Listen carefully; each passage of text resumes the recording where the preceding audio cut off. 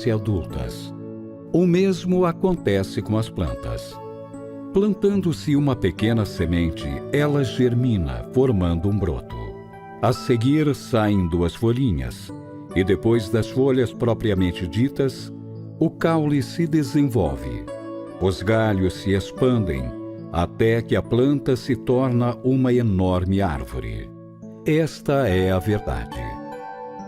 Portanto, os seres humanos precisam seguir este exemplo. Eu tive a revelação de que, praticando fielmente o princípio acima, não deixaria de obter grande sucesso. Decidi, pois, em qualquer empreendimento, partir da menor forma possível. A maior parte das pessoas, no entanto, tenta fazer coisas grandes e aparatosas desde o começo. Observando bem, vemos que a maioria acaba fracassando. Quase todos os empreendimentos da sociedade são assim. As pessoas começam por negócios de grande porte e só depois de fracassarem é que, forçadas pelas circunstâncias, seguem a ordem. Ou seja, começam tudo de novo, fazendo pequenos empreendimentos. Só então é que conseguem sucesso. A propósito, os negócios nunca se processam de acordo com a lógica ou com os cálculos. Existem vários motivos para isso, mas o mais importante é a influência da mente. Como o dia do vencimento da dívida nunca deixa de chegar, aconteça o que acontecer, essa preocupação está continuamente martelando a cabeça da pessoa. Naturalmente, a realidade nunca acompanha os planos. Com essa preocupação constante na mente, não surgem boas ideias. Esse é o ponto mais desvantajoso. Ora, com os bolsos sempre vazios, as pessoas não têm vitalidade. Mesmo que se enfeitem exteriormente, são pobres material e espiritualmente. Por isso mostram-se inibidas em todos os seus empreendimentos. Não têm força para crescer, estão sempre descontentes. Como a maioria prorroga o prazo do pagamento da dívida, a confiança dos outros diminui. Se o prazo se prolonga por muito tempo, começam a correr juros em cima de juros. A essa altura, a pessoa começa a se afobar e força a situação. Quando isso acontece, é o seu fim. Eu sempre faço advertências sobre a afobação e as situações forçadas. Mas a maioria das pessoas não percebe isso. Mesmo que momentaneamente os resultados sejam bons, eles nunca duram muito tempo. Os famosos senhores feudais Nobunaga e Hideyoshi, por exemplo, fracassaram porque se afobaram e forçaram situações. Em contrapartida, o domínio da dinastia Tokugawa durou 300 longos anos, porque nos métodos empregados por Ieyasu, seu fundador, não houve afobação ou situação forçada, nem mesmo para ele assumir o poder. Ieyasu utilizava-se da famosa tática de ceder para vencer quando achava que a situação estava um pouco difícil. Esperava a oportunidade propícia, isto é, aguardava que o tempo ficasse a seu favor. Assim fez com que o poder rolasse naturalmente para suas mãos. Eis o conselho de Ieyasu. A vida do homem é como uma longa caminhada carregando um pesado fardo. Não se deve ter pressa. Essas palavras expressam muito bem o seu caráter. Pelo que foi exposto, fica evidenciada esta verdade. Não se deve contrair dívidas. E em todas as iniciativas, é preciso começar de forma pequena. Gostaria que fizessem disso um lema a ser seguido. Contudo, quando se tem absoluta certeza de poder saldar a dívida em curto prazo, é admissível contraí-la. Esta é a minha filosofia da dívida que eu recomendo a todos. Por Meishu Sama, em 12 de novembro de 1949.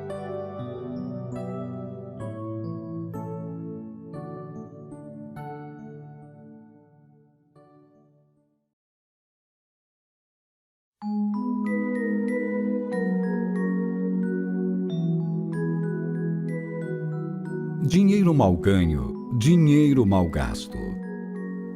Há um antigo ditado que encerra uma grande verdade: dinheiro mal ganho, dinheiro mal gasto. Vou interpretá-lo espiritualmente. Quando as riquezas são obtidas de forma ilícita, quando não se dá a alguém intencionalmente o dinheiro que se deveria ter dado, quando não se paga uma dívida, a pessoa lesada fica furiosa. E aquele que a lesou fatalmente perderá dinheiro. Outro fato que se precisa saber é que desde os tempos antigos, muitos prédios religiosos ficaram reduzidos a cinzas em consequência de incêndios. Parece impossível que templos, relicários, santuários e outras construções realizadas com recursos puros sejam destruídos dessa forma. Mas existe um motivo. É que, por ocasião de se angariarem fundos para construí-los, forçou-se a situação. Às vezes, determina-se uma quantia para os membros ou igrejas filiais que são forçados a colaborar. Mas é uma atitude errada. Tratando-se de ofertas em dinheiro para a obra divina, o correto é que a quantia seja determinada pela livre e espontânea vontade da pessoa. Só quando se faz uma oferta com alegria e satisfação é que o dinheiro se torna realmente puro. Outro fator importante é que as construções religiosas devem ser utilizadas de acordo com a vontade de Deus. Não se deve fazer coisas erradas que as impregnem de máculas. No caso da Bolsa de Valores, quando o objetivo não for o de lucrar com especulações, trata-se de um bom investimento. Está muito certo comprar ações visando os juros, isto é, os dividendos. Não representa comprar nenhuma espécie de rancor. Pelo contrário, é um investimento muito útil ao desenvolvimento da indústria e deve ser bastante incentivado. Por Meishu Sama, em 25 de junho de 1949.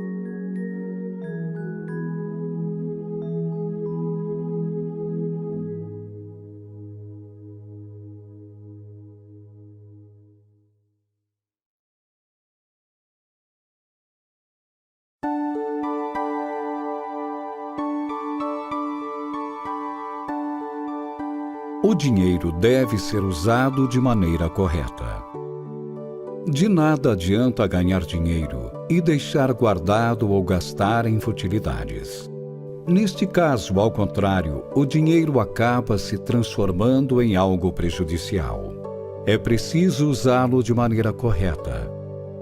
Os messiânicos aprendem como fazê-lo. Utilizá-lo em prol da construção do paraíso terrestre é o meio mais eficiente. Portanto, aqueles que aprendem sobre a fé messiânica devem colocá-la em prática. Caso contrário, de nada valerá. Por Meishu Sama, em janeiro de 1950.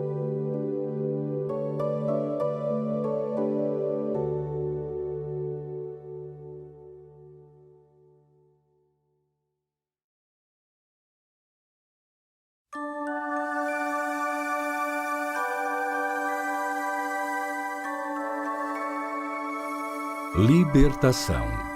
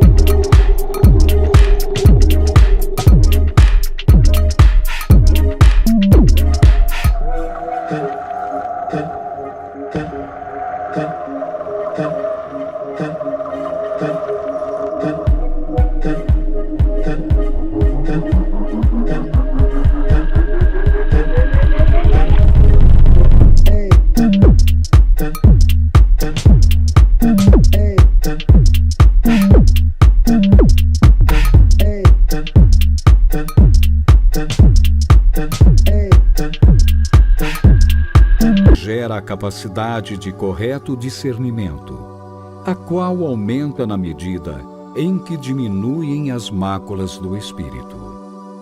O essencial, portanto, é eliminar as máculas espirituais, o que requer sinceridade. E a sinceridade nasce da fé. Aquele que aceitar e praticar este princípio será considerado homem íntegro. Por Meishu Sama, em 25 de janeiro de 1951.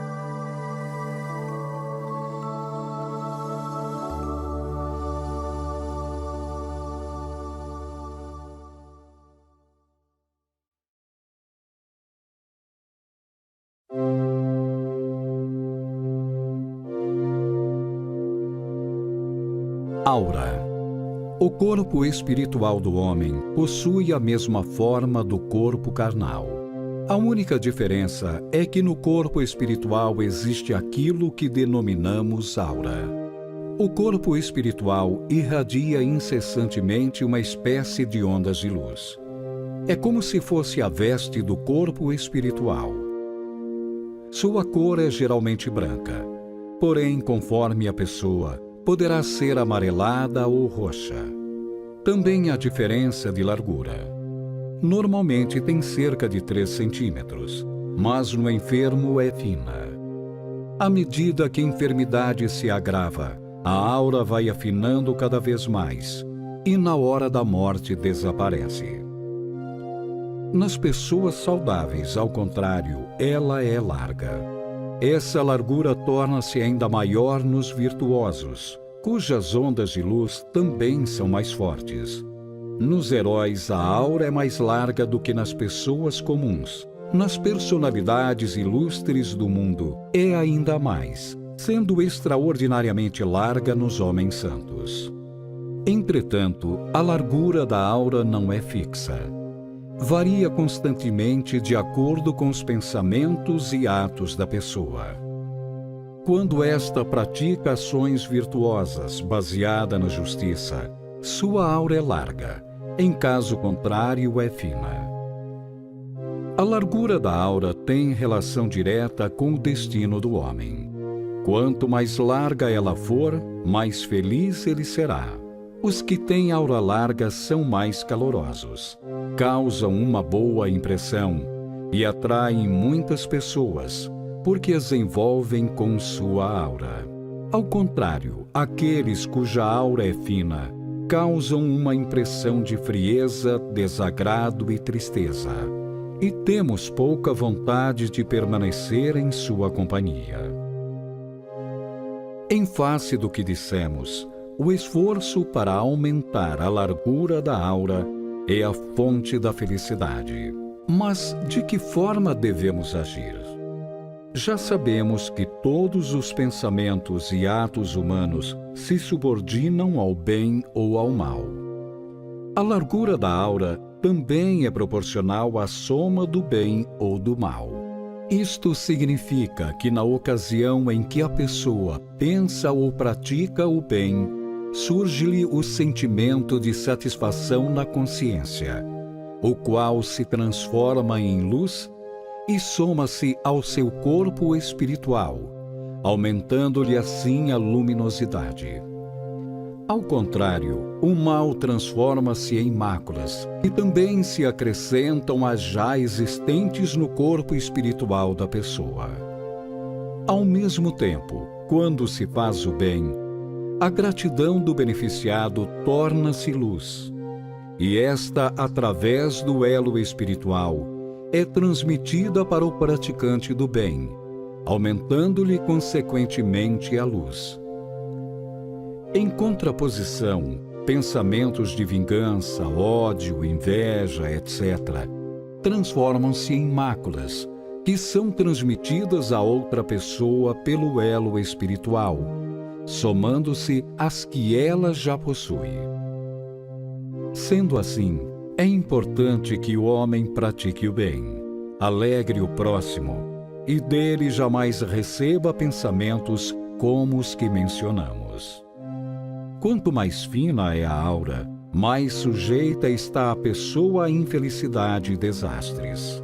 A razão é que, em virtude das máculas, o intelecto fica entorpecido, o raciocínio falha, a força de decisão diminui, e não se pode ter uma previsão correta das coisas. Por conseguinte, a pessoa se impacienta, pois deseja o sucesso rápido. Tais criaturas podem conseguir o sucesso passageiro, mas nunca duradouro. Nesse sentido, se a política de uma nação é ruim, é porque a aura de seus governantes é fina, assim como também a do povo, que sofre as consequências dessa má política. Aqueles que têm grande quantidade de máculas geralmente passam por muitas purificações. Facilmente são vítimas de doenças ou acidentes. Quem sofre acidentes de trânsito é porque tem aura fina. Quem tem aura espessa, em qualquer situação, livra-se do perigo. Por exemplo, na iminência de alguém ser apanhado por um veículo, o espírito deste se chocará com a pessoa se ela tiver aura fina. Mas não ocorrerá o choque se a sua aura for espessa. Nesse caso, a pessoa é arremessada para longe e nada sofre, graças à elasticidade da sua aura. Refletindo sobre o princípio aqui exposto, podemos concluir que o único meio para nos tornarmos felizes é aumentarmos a espessura da nossa aura, praticando o bem. Existem criaturas que se resignam diante da má sorte. Elas me causam pena, pois não conhecem este princípio. Também, quanto mais espessa for a aura, mais pessoas salvarão. E quanto mais pessoas salvarem, mais agradecimentos receberão, o que fará aumentar a espessura de sua aura. Simultaneamente, melhores serão os resultados do seu trabalho. Por Meishu Sama, em 5 de fevereiro de 1947.